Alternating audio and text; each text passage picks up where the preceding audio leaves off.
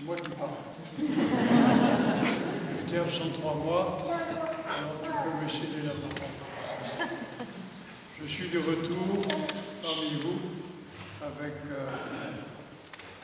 disons, grande conscience que vous avez prié Dieu pour que je retrouve la possibilité de me trouver parmi vous pendant encore quelques temps. Un médecin qui me soigne, il est là, il est là, voilà, m'a dit, quand vous aurez fini cette épreuve, vous ferez un bon centenaire. Alors, préparez-vous selon votre cœur et selon les dispositions divines. Aujourd'hui, nous fêtons, je répète, la Sainte Rencontre, qu'on appelle aussi la Chandeleur. On appelle également la purification de Marie, même si elle n'avait pas besoin d'être purifiée, mais c'était les rites antiques de la cité de Jérusalem, et puis encore un troisième nom, quatrième nom. On peut l'appeler, la Sainte Rencontre, le sacrement de Dieu enfant. Il est né, il est parmi nous, et le vieillard nous chante parce que c'est lui dont il dit qu'il est la lumière qui éclaire tout homme qui vient dans ce monde. Pour notre Église, historiquement, c'est un jour central et on peut, je crois, appeler ce jour de fête la fête de la renaissance de l'Église orthodoxe en Occident et d'Occident, et aussi, disons, pourquoi est-ce qu'on le dit? Parce qu'il y a 80 années, un de nos deux fondateurs, ou refondateurs, Monseigneur Irénée Winart, a reçu, avec la bénédiction du patriarche de Moscou, toute sa communauté dans la confession de la foi orthodoxe. Ça fait 80 ans, pas peut-être jour pour jour, mais en tout cas en nombre d'années. Également, en 1970, notre autre fondateur, de bienheureuse mémoire, l'évêque Jean, naissait au ciel, et nous l'avons enterré le jour de la Sainte Rencontre. Comme vous voyez ici, la rencontre de l'Orient, de l'Occident, de l'Orient chrétien avec l'Occident chrétien. Ensuite, c'est le jour également anniversaire du sacre de l'évêque Benoît, vous le reconnaissez, non? Et disons, où le Monseigneur Cassien, disons, est venu parmi nous pour permettre qu'on fonde un synode. D'une certaine manière, ça veut dire que le jour où le synode était présent, notre Église était vraiment fondée. Alors c'est ce jour-là que ça s'est produit. Puis ensuite, pour ce qui concerne l'évêque Germain, c'est le jour où je reviens après 3 mois d'absence. Vous voyez, tout conflue d'une certaine manière pour montrer que Dieu, comme il lui plaît, c'est lui qui nous dirige, eh bien, fait de ce jour une fête tout à fait essentielle pour notre Église. Je vous en dirai peut-être un petit mot dans quelques instants. Nous allons ordonner, c'est Monseigneur Cassien qui va le faire, le diacre Philippe, celui qui a lu l'Évangile, prêtre, dans quelques instants. Il sera prêtre et peut-être, pour l'instant, il est à Nevers et puis il est prêtre de la paroisse que nous avons à Vosges. Je vais aussi ordonner diacre, le sous-diacre. Ah oui, il est là. Vous l'avez vu de temps en temps, il s'appelle Frédéric. Alors j'espère que vous direz Axios. Vous savez ce que ça veut dire? Digne. Ça veut dire digne. Alors vous n'êtes pas obligé de le connaître, mais vous faites confiance qu'il a subi, ils ont subi assez d'épreuves pour être à la hauteur de ce qu'on va leur demander. C'est de quoi faire, de servir l'Église et de le faire comme des serviteurs inutiles. C'est une grande consolation de pouvoir être inutile dans le service. Vous devinerez pourquoi. Ensuite, vous tenez tous le cierge. Aujourd'hui, on appelle la fête de Chandeleur. Et en même temps, je crois qu'on mange des crêpes ce jour-là. Alors, il y aura des agapes après la liturgie. Mais le Père Vincent m'a dit qu'il n'y avait plus de crêpes, on les a toutes mangées hier. Mais sachez simplement que ça fait référence, cette lumière, à la tension de l'Antiquité, de l'humanité, pas l'antichrétienne seulement, disons, qui était entrée dans les ténèbres par l'éloignement de la présence divine, de retrouver la lumière incréée dans l'univers. Et la tension était aussi celle du peuple juif pour la naissance du Messie. Et c'est ainsi que le grand prêtre a reçu dans ses bras l'enfant, Dieu, et qui s'est écrié « Voici, la lumière qui doit briller sur toute nation et la gloire du peuple d'Israël. » Voilà, quelques précisions. Maintenant, permettez-moi de contempler la sainte rencontre d'une certaine manière. C'est le jour où s'accomplit,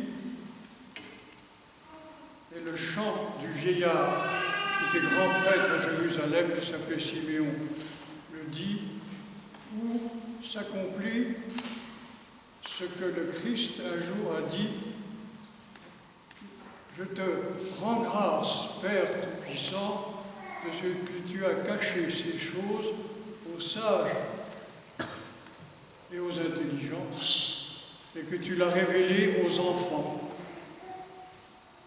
Alors, ce jour, le Verbe de Dieu, enfant, arrive pour la présentation selon la loi ancienne dans le temple, qui est le temple qui a été construit pour lui en plus, et il est reçu dans les bras du vieillard.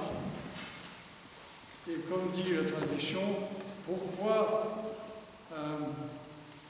vieillard Siméon, portes-tu dans tes bras cet enfant? Et il répond, eh bien parce que c'est lui qui est la lumière du monde, qui éclaire tous les hommes qui sont dans ce monde, et qui est la gloire, disons, de l'attention de toute l'humanité pour entrer dans ce qu'on appelle le salut. Qu'est-ce que c'est le salut? Essentiellement, c'est voir Dieu.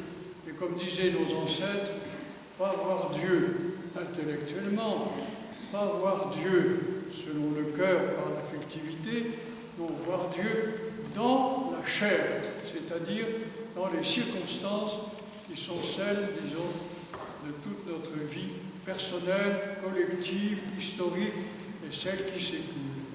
Ainsi, le dépouillement divin est prodigieux aujourd'hui, celui qui rencontre l'humanité vieillie.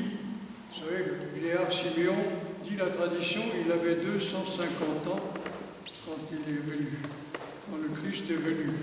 Alors, il était vieux et usé. Qu'est-ce qui use le monde? Le péché. Le péché, c'est le destructeur. Et l'auteur du péché, c'est le monde démoniaque, celui qui est jaloux de l'être humain. Alors, ici, le vieillard est tremblant, il est usé par la vie, par le péché, et il reçoit le feu dans ses bras. C'est un mystère absolument foudroyant et qui fait que nous recevons la même chose. Et que lorsqu'il le reçoit, il dit c'est la lumière.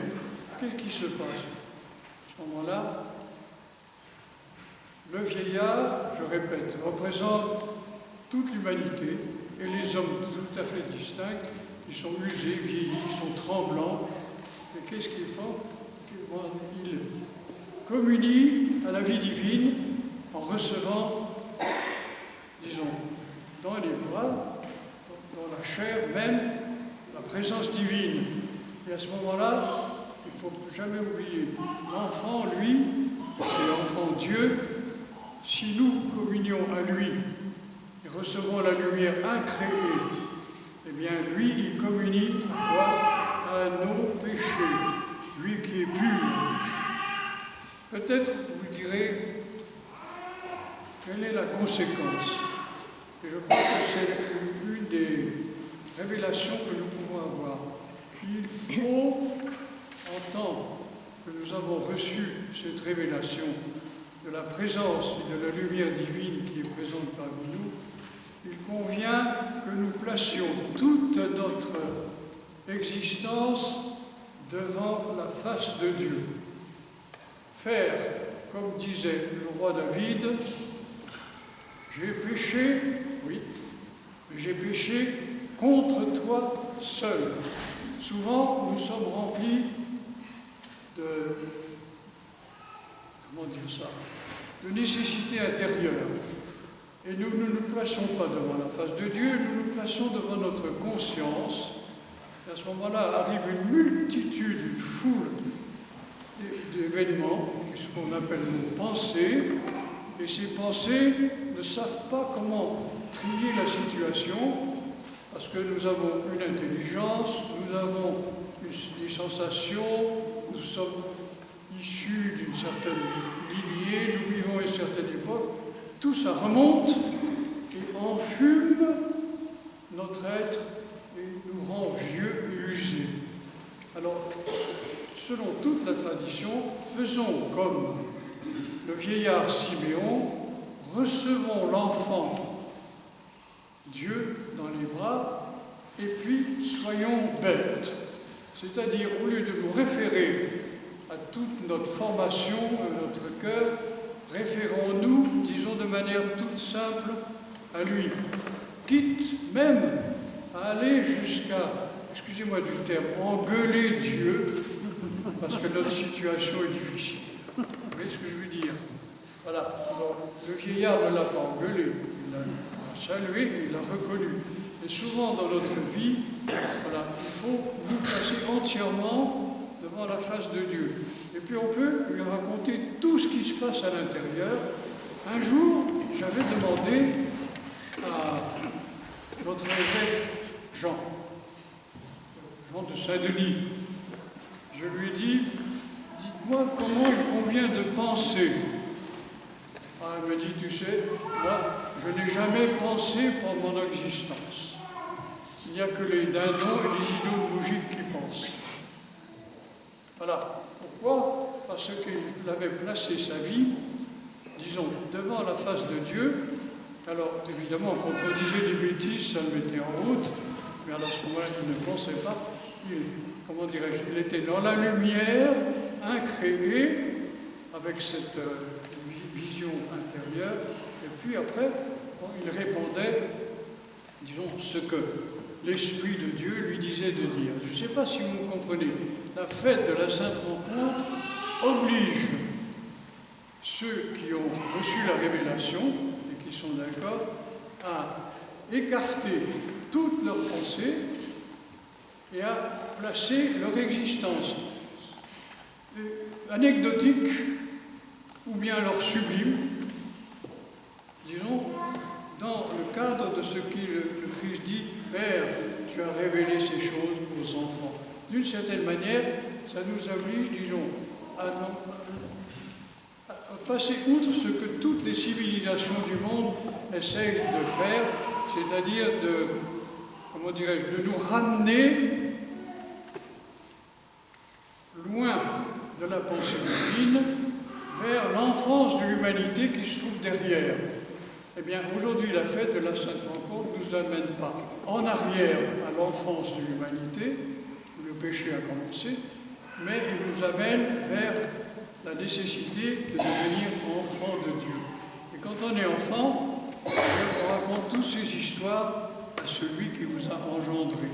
Faites cela et vous verrez, vous passerez le temps, comme dit l'apôtre Paul, dans la paix. Un dernier point, c'est une confession. Je suis tombé très malade, il y a 3 mois, et ça a été assez douloureux. Alors j'ai dit à Dieu, quand même, j'ai dit pendant ma vie souvent, ne nous soumets pas à l'épreuve. Alors il dit, pourquoi est-ce que tu permets ça? Il ne m'a pas répondu. Mais j'ai lu l'apôtre Paul qui dit que l'épreuve, Dieu donne tous les moyens d'en sortir. Alors, vous voyez que ça commence. Voilà. Je me suis demandé pourquoi il était là. Je crois avoir compris quelque chose. Peut-être, vous me direz, si je me trompe pas. Parce que comme évêque, j'ai essayé pendant 40 années, un peu plus maintenant, d'essayer d'ouvrir mon propre cœur et les vôtres à travers la liturgie, à travers l'enseignement, justement à l'expérience de la lumière incréée. Mais il m'a manqué quelque chose qui fait que c'était plus peut-être une chose idéalisée, intellectuelle justement, qui ne comprenait pas que le monde est souillé par le péché. Et l'élément pénitentiel était second. Eh bien, il ne faut pas être, comment dirais-je, idéaliste. Non, il faut se placer dans la main divine et voir que le péché quand même a une pesanteur qui nous oblige à entrer dans un mouvement intérieur qui est la confession